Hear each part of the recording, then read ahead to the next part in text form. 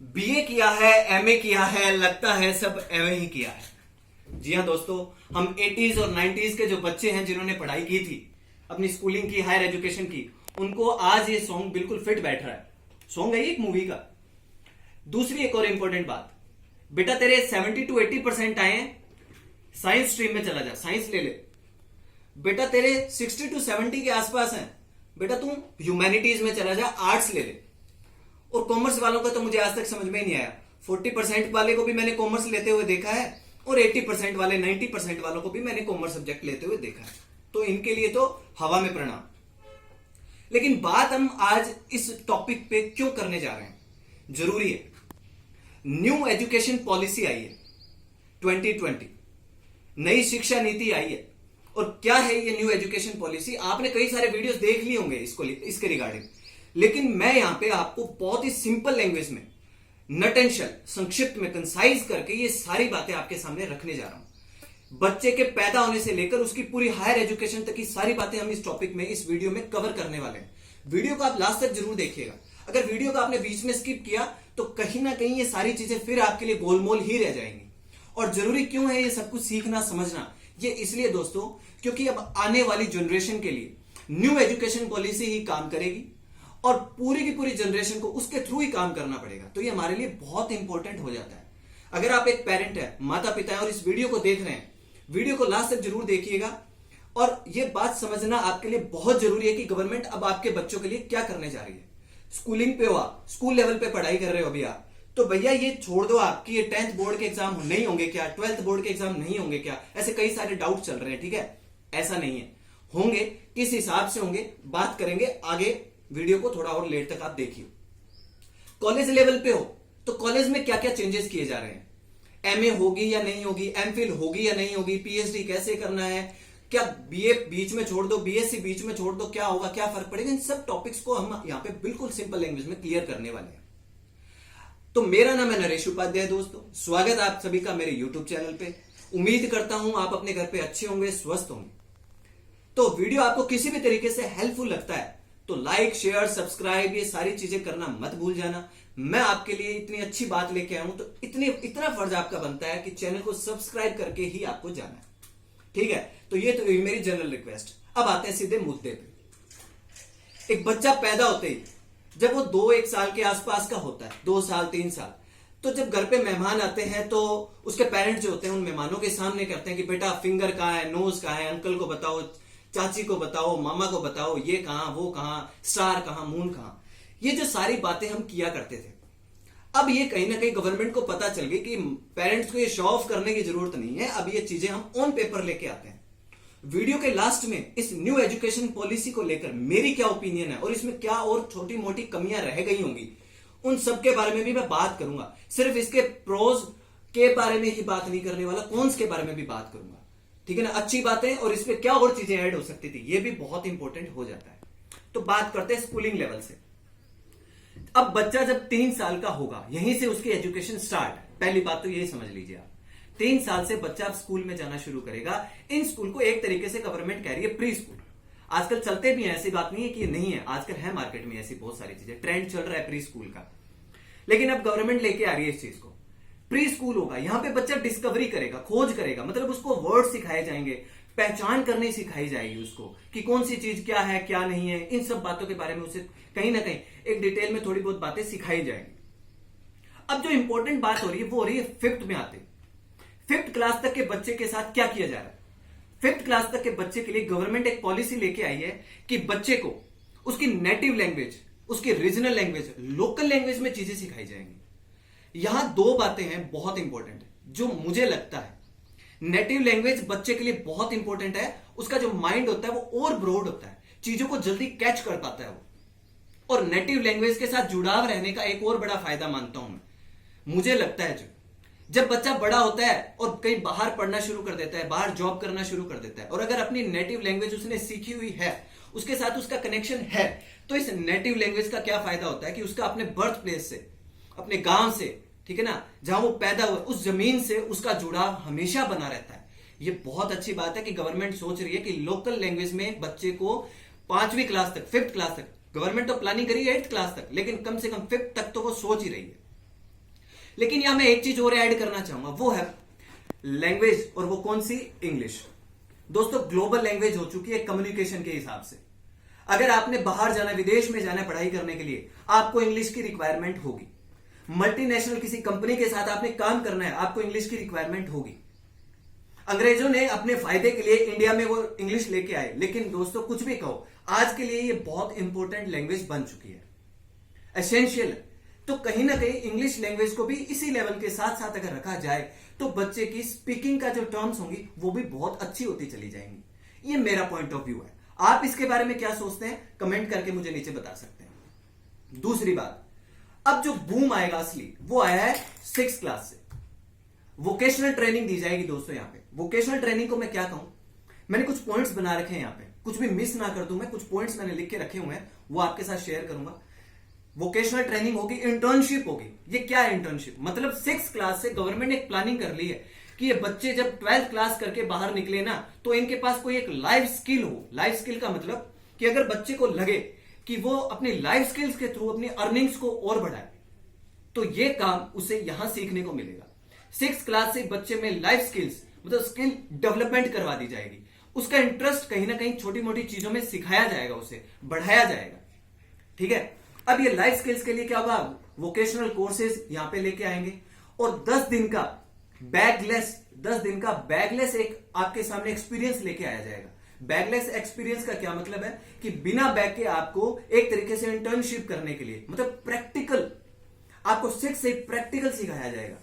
आपको अलग अलग काम, प्लम्बिंग हुआ, इलेक्ट्रिशियन का कोई काम हुआ, इंजीनियरिंग टास्क से रिलेटेड कोई काम हुआ, ऐसी अलग अलग सारी चीजों में आपका इंटरेस्ट कहीं ना कहीं डेवलप करवाया जाएगा 6th क्लास से। अब आप पहुंचते हो कहां पे, 9th क्लास में। यह काम चलता है आपका 8th क्लास तक। 9th से क्या होगा, सेमेस्टर सिस्टम शुरू होने जा रहा है। बोर्ड के एग्जाम्स खत्म नहीं हो रहे, ध्यान से सुनिएगा, बोर्ड के एग्जाम खत्म नहीं हो रहे, बोर्ड के एग्जाम्स रहेंगे, लेकिन कुछ ना कुछ चेंजेस इसमें लाए जाएंगे। बोर्ड के एग्जाम का दो पैटर्न किए जा सकते हैं, ऑप्शनल भी और डिस्क्रिप्टिव भी। ठीक है, इसमें अभी बहुत सारी चीजें हैं जो गवर्नमेंट ने क्लियर करनी है। बहुत सारी चीजें ऐसी हैं जो गवर्नमेंट ने ड्राफ्ट में तैयार तो किया, वो इंप्लीमेंट कैसे होंगी, तो उनमें अलग अलग स्टेट्स की राय ली जाएगी। जो कुछ एजुकेशन से रिलेटेड कुछ लोग हैं उनकी राय ली जाएगी कि इसको कैसे इंप्लीमेंट करें। तो इसमें अभी बहुत सारी चीजें एड ऑन होना बाकी है, लेकिन जितनी बातें अभी तक निकल के सामने आई हैं उसके हिसाब से अगर मैं आपसे बात करूं तो 9, 10, 11, 12 जो हमारा सिस्टम था 10+2 वाला, वो हट चुका है। अब सिस्टम आ रहा है दोस्तों 5+3+3+4। 10+2 का मतलब हुआ करता है 10 तक मैंने सबने एक जैसी पढ़ाई की होती थी, लेकिन और +2 जैसे 11, 12 में आप आते थे, आपने कोई सब्जेक्ट को चूज करना पड़ता था। अब ऐसा नहीं है, आपके पास कोई भी किसी तरीके की कोई सब्जेक्ट की कोई बाउंडेशन नहीं है। भैया तुम्हारे जो मन में आए ना वो पढ़ो। तुमने पॉलिटिकल साइंस पढ़ना है, साथ में केमिस्ट्री पढ़ना है, करो। तुम्हें इंग्लिश पढ़ना है और साथ में तुम्हारा इंटरेस्ट म्यूजिक की तरफ भी है, करो। तुम में गट्स होने चाहिए, तुम्हारा इंटरेस्ट होना चाहिए, तुम्हें कोई नहीं रोकने वाला। करिए आप जैसा आपने काम करना है। 9, 10, 11, 12 यहां तक आप जैसा पढ़ना चाहते हैं वैसे पढ़िए। ये बातें कहीं ना कहीं हम जैसे 80s 90s के बच्चों में कहीं ना कहीं जेलियस, कहीं ना कहीं मुझे जलन भी हो रही है कि यार हमें ऐसा मौका नहीं मिला। लेकिन कोई दिक्कत नहीं है, being a parent, being a father, मुझे अच्छा लग रहा है कि मेरे बच्चे, आगे आने वाली जो जनरेशन है वो अब इन चीजों के साथ टाई अप नहीं करेगी। वो बड़ा खुला, बिल्कुल क्लियर माइंड होकर इन सब चीजों को पढ़ने जा रही है। ठीक है, तो दूसरी बात 9, 10, 11, 12 की ये बातें। अब कुछ पॉइंट से मैं एक बार देख लेता हूं कि कहीं मैंने कुछ मिस नहीं कर दिया हो। मैंने आपको बता दिया 5th तक लोकल रीजनल लैंग्वेज में हम बात करने वाले हैं, और 3 से 6 साल तक के बच्चे के लिए हमने प्ले या डिस्कवरी एक्टिविटी बेस्ड काम हम करेंगे, बिल्कुल। 6th क्लास से वोकेशनल एजुकेशन शुरू हो रही है, बिल्कुल। लाइफ स्किल्स को इंप्रूवमेंट करने की बात की जा रही है, बिल्कुल। ठीक है, 6th क्लास से आपको कोडिंग सिखाई जाएगी। कोडिंग का मतलब कि कैसे कोई छोटे मोटे काम है वो कैसे किए जाते हैं, ये कोडिंग का मामला होगा, ये आपको सिखाए जाएंगे। 9, 12 के अंदर स्टूडेंट्स को ही चॉइस दी जा रही है, बिल्कुल ठीक है। सेमेस्टर टाइप स्टडी आपकी होने वाली है, ठीक है। एक्स्ट्रा करिकुलर जो एक्टिविटीज है ना, ये अब ऐसा नहीं रहा कि एक्स्ट्रा करिकुलर एक्टिविटीज जो थी उनमें स्कूल अपनी तरफ से A ग्रेड दे दिया करता था, A+ ग्रेड दे दिया करता था। अब ये एक सब्जेक्ट के तौर पे आपके सामने आने वाले हैं, तो बहुत अच्छी बात है, वेलकम है गवर्नमेंट ने जो स्कीम लेके इसके लिए। ठीक है, अब देखो आप 10th और 12th के बोर्ड के एग्जाम होंगे, लेकिन कुछ चेंजेस के साथ। अब देखो कुछ एक्स्ट्रा पॉइंट्स है जो मैं यहां पे ऐड कर देता हूं। स्कूल्स के साथ कुछ काउंसलर्स को जोड़ा जाएगा, सोशल वर्कर्स को जोड़ा जाएगा, स्कूल्स की इंप्रूवमेंट के लिए, बच्चों की इंप्रूवमेंट के लिए। ठीक है, स्कूलिंग के बाद आपके पास एक लाइफ स्किल होगी, जो आपकी आगे की अर्निंग में बहुत मदद करने वाली है। बहुत शानदार बात, रिपोर्ट कार्ड। जो रिपोर्ट कार्ड हुआ करता था टीचर तैयार करके दिया करते थे मार्क्स के बिहाफ पे, अब ऐसा नहीं होगा। रिपोर्ट कार्ड आपका क्या होगा, एक प्रोफाइल की तरह होगा, फेसबुक प्रोफाइल की तरह। मतलब उसमें क्या होगा, आपके जो दोस्त हैं जो आपके साथ पढ़ते हैं ना, वो भी आपके बारे में बताएंगे कि आपने कैसा, आपका कैसा नेचर है, कैसा आपने परफॉर्म किया पूरे साल स्कूल के अंदर। और आपको खुद को भी इवेल्युएशन करने का मौका मिलेगा आपके रिपोर्ट कार्ड के अंदर। तो बहुत शानदार बात है ये, ठीक है, आप सेल्फ इवेल्युएट कर पाओगे। अब दोस्तों मैं बढ़ता हूं कॉलेज की तरफ। कॉलेज में क्या हो रहा है कि बीए, बीकॉम, बीएससी ये जो काम थे, अब यहां पर अगर आप फर्स्ट ईयर के बाद, अच्छा सब्जेक्ट का तो मैंने आपको बता दिया कि यहां पे क्या कर रहे हैं, वो मेजर और माइनर सब्जेक्ट की एक टेक्निक आ रही है। मेजर सब्जेक्ट जो आप जिसमें एक्सपर्ट हो, जो आप पढ़ना चाहते हो, और माइनर का मतलब जिसमें आपका इंटरेस्ट है, उसे माइनर के तौर पे। ये हार्वर्ड या ऑक्सफोर्ड यूनिवर्सिटी की तर्ज पे आ रहा है हमारे देश के अंदर। यहां क्या कर रहे हैं वो, मल्टीपल एंट्री और एग्जिट पॉलिसी, ये नाम दिया गया गवर्नमेंट की तरफ से, मल्टीपल एंट्री और एग्जिट पॉलिसी। ठीक है, अभी पंखा वंखा सारा बंद है ना, पसीने आ रहे, तो मल्टीपल लेवल की जो ये एंट्री और एग्जिट पॉलिसी है, इसमें क्या होगा कि आप फर्स्ट ईयर के अंदर, अगर फर्स्ट ईयर के बाद आपको लगा कि मुझे पढ़ाई छोड़नी है, 2 साल मुझे कोई और काम करना है, किसी भी वजह से आप जा सकते हो। आपको फर्स्ट ईयर में सर्टिफिकेट मिलेगा। फिर आप मान लो 2 साल बाद, एक पर्टिकुलर टाइम के बाद दोबारा आते हो, तो आप सेकंड ईयर से ही वापस एडमिशन लोगे। और सेकंड ईयर के बाद अगर कॉलेज छोड़ के जाते हो तो आपको डिप्लोमा की डिग्री मिलेगी। थर्ड ईयर के बाद अगर छोड़ के जाते हो तब आपको डिग्री मिलेगी, ठीक है ना, पूरी ग्रेजुएशन की जो 3 साल की डिग्री होती है वो आपको मिलेगी। लेकिन कुछ ऐसे बच्चे जो क्या करना चाहते हैं, आगे जाकर रिसर्च बेस्ड एजुकेशन और लेना चाहते हैं, मतलब एमए करना चाहते हैं, पीएचडी करना चाहते हैं, उनके लिए ग्रेजुएशन होगी 4 साल की, मतलब उन्हें 4 साल की डिग्री मिलेगी। तो 3 साल तक अगर आप पढ़ के कोई काम करना चाहते हो अपना, तो आप 3 साल की डिग्री, आप अपनी डिग्री लेके जा सकते हो। लेकिन रिसर्च करना चाहते हो तो 4 साल के लिए आपके पास ग्रेजुएशन का मामला होगा। 4 साल के बाद आपने क्या मिलेगा, आपको 4 ईयर ग्रेजुएशन डिग्री मिलेगी। इसका क्या फायदा होगा कि अब अगर आपने एमए करना है, एमएससी करना है, तो ये आपको सिर्फ 1 साल के अंदर ही कवर करना होगा। एमए, एमएससी आपकी 1 साल की हो जाएगी। अगर आपने 4 साल का ग्रेजुएशन का पीरियड किया है तो 1 साल बच गया यहां पे। और सबसे अच्छी बात, MPhil the end, MPhil is null and void, MPhil अब अमान्य हो चुकी है। अब आप क्या कर सकते हो, डायरेक्ट पीएचडी कर सकते हो। बहुत शानदार बात है। और पॉइंट देख लेते हैं इसमें। एमए के लिए आपको क्या करना पड़ेगा, एक कॉमन कॉलेज एंट्रेंस एग्जाम देना होगा, कॉमन कॉलेज एंट्रेंस टेस्ट देना होगा, जिसमें आपकी रैंकिंग के थ्रू आपको कॉलेज अलॉट होगा। पहले तो क्या हुआ करता था, कुछ बड़ी यूनिवर्सिटीज में एंट्रेंस एग्जाम हुआ करता था, लेकिन अगर आप जहां रहते हो उसके आसपास का कोई कॉलेज है, वहां से आप एमए कर लिया करते थे। कोई एंट्रेंस एग्जाम की टेक्निक नहीं थी, जाइए आप अपनी फीस जमा करवाइए और वहां से एमए कीजिए। अब ऐसा नहीं होगा, आपने कॉमन कॉलेज एंट्रेंस टेस्ट देना होगा, आपकी रैंकिंग आएगी, उसके अकॉर्डिंग आपको कॉलेज मिलेगा। बहुत अच्छी बात है, ठीक है। अगर 15 साल तक कॉलेज अच्छा काम करते हैं, जिस भी कॉलेज में आप पढ़ाई कर रहे हो, अगर वो 15 साल तक बहुत अच्छा काम करते हैं, तो गवर्नमेंट क्या करेगी, उन्हें ऑटोनोमस की बॉडी में कन्वर्ट कर देगी। ऑटोनोमस का मतलब अब वो गवर्नमेंट, वो कॉलेज अपने हिसाब से अपने काम करेगा। बहुत अच्छी बात है। 15 साल तक उनका रिजल्ट जो है वो बेस्ट रहना चाहिए ओवरऑल हर चीज के अंदर। ये बातें आपने ध्यान रखनी है। स्कूलिंग लेवल पे वर्चुअल लैब्स भी एस्टेब्लिश हो रही है, ठीक है। अब क्या होगा, एक एकेडमिक बैंक ऑफ क्रेडिट बन रहा है। ध्यान रखिए, दोबारा बोलता हूं, एकेडमिक बैंक ऑफ क्रेडिट। एक तरीके से बैंक में जैसे अपना सेविंग अकाउंट होता है, करंट अकाउंट होता है ना, लोकर होता है, वैसे एकेडमिक बैंक ऑफ क्रेडिट में आपके सारे क्रेडिट्स, जितने नंबर आपने आज तक लिए ना, वो सारे सेव रहेंगे। आप जाइए कभी भी उन्हें चेक कर सकते हैं कि मेरा अब तक का क्रेडिट स्कोर क्या है, और उनके बिहाफ पे आपको जॉब सप्लाई होंगी। स्किल्स के रिगार्डिंग, वोकेशनल आपकी जो एजुकेशन है उसके रिगार्डिंग को आपको बहुत सारी स्किल्स भी देखने को मिलेगी। तो ये है मोटा मोटी तौर पे हमारा जो न्यू एजुकेशन पॉलिसी का मसला है वो। अब मैं बात करता हूं मेरी ओपिनियन की, मैंने कुछ पॉइंट्स लिखे हुए हैं, उनके बारे में आपको बात बताता हूं। देखो, this is a long held view.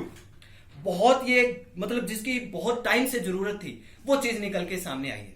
दोस्तों देखो, इंडिया क्या है, एक फेडरल सिस्टम है। फेडरल का मतलब होता है एक संघीय व्यवस्था है। यहां पे अगर आपने ये सारी स्कीम्स अप्लाई करनी है, तो आपको गवर्नमेंट जो है, जो स्टेट गवर्नमेंट्स है, राज्य सरकार है, उनका साथ लेके चलना होगा।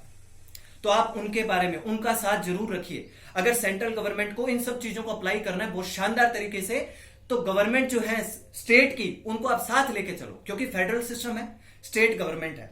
दूसरा, डिजिटल लर्निंग पे गवर्नमेंट जोर दे रही है। तो दोस्तों आप अच्छी तरह से समझते हो, गांवों तक, ढाणियों तक, छोटे छोटे गांवों तक अभी तक इंटरनेट नहीं पहुंचा है। बच्चों के पास मोबाइल नहीं है, पेरेंट्स के पास मोबाइल नहीं है, ऐसी सुविधाएं नहीं है। सरकार को इसके बारे में सोचना चाहिए कि डिजिटल लर्निंग के ऊपर जो उन्होंने थोड़ा सा फोकस करा है, इसे इंप्लीमेंट कैसे करेंगे। दूसरा, एक बहुत बड़ा मुझे इसमें क्या दिखा, फ्लो दिखा। गेम्स और स्पोर्ट्स को लेके कोई बात नहीं हुई, गेम्स और स्पोर्ट्स को लेके कोई बात नहीं हुई, जबकि कितना इंपॉर्टेंट मुद्दा है ये, कितना इंपॉर्टेंट टॉपिक है। तो गवर्नमेंट को इस पे भी ध्यान देना चाहिए, गेम्स को और स्पोर्ट्स को लेकर। रैम्पेंट कमर्शियलाइजेशन हो रखा है, मतलब क्या रैम्पेंट कमर्शियलाइजेशन का मतलब है अनियंत्रित, जिसको रोका नहीं जा सकता, ऐसा व्यापारीकरण हो चुका है। किसका? एजुकेशन का। लोग डोनेशन देते हैं स्कूल्स के अंदर, बहुत सारा पैसा देते हैं, अनअकाउंटेड डोनेशन जाता है जिसका कोई हिसाब किताब नहीं होता। इसके बारे में गवर्नमेंट को कुछ ना कुछ पॉलिसी जरूर लेके आनी चाहिए। कोई ना कोई पॉलिसी आएगी तभी हमें पता चलेगा कि ये क्या बात है। मैथमेटिक्स स्किल्स को गवर्नमेंट इंप्रूव करने की बात कर रही है, न्यूमेरेसी को भी, ठीक है ना, तो बहुत अच्छी बात है। अब मैथमेटिकल स्किल्स को इंप्रूव करवाएंगे, ठीक है ना, ये बहुत अच्छी बात है, मुझे बहुत अच्छी बात लगी गवर्नमेंट की। राइट टू एजुकेशन पे गवर्नमेंट को काम करना होगा, ये मैंने पॉइंट लिखा है कि राइट टू एजुकेशन पे गवर्नमेंट को काम करना होगा और अच्छे तरीके से। अनअकाउंटेड जो डोनेशन है ये बंद होना चाहिए, ठीक है। प्राइवेट स्कूल्स के अंदर जो अनअकाउंटेड डोनेशन जा रहा है, पैसा जा रहा है नाप शनाप एडमिशन के लिए, वो बंद होना चाहिए। गवर्नमेंट कह रही है कि अब अपना 6% जो जीडीपी का है वो एजुकेशन पे खर्च करेगी। दोस्तों 1986 से ये बात चलती आ रही है कि 6% जीडीपी होना चाहिए, 6% जीडीपी होना चाहिए, लेकिन अब तक ये इंप्लीमेंट नहीं हो पाया। तो अब गवर्नमेंट ऐसा क्या करने जा रही है, ये सारी चीजें गवर्नमेंट को सिर्फ ऑन पेपर नहीं, इंप्लीमेंट करके दिखानी पड़ेगी, तब कहीं जाकर हमारी एजुकेशन का मामला और जो लेवल है वो यूं ऊपर बढ़ेगा और हम बाकी जो कंट्रीज हैं, जो डेवलप्ड कंट्रीज हैं, उनके साथ कंपीट कर पाएंगे। तो दोस्तों ये था मेरा ओवरऑल वीडियो। अगर आपको ये वीडियो किसी भी तरीके से हेल्पफुल लगता है, आपको लगता है कि ये सारी चीजें बहुत इंपॉर्टेंट है और आपको लगता है कि जो जितने भी मैंने पॉइंट्स यहां पे लिखे हैं ये वाकई में आपके लिए काम के हैं, तो आप इस वीडियो को शेयर कीजिए, लाइक कीजिए और चैनल को सब्सक्राइब करना मत भूलिएगा दोस्तों।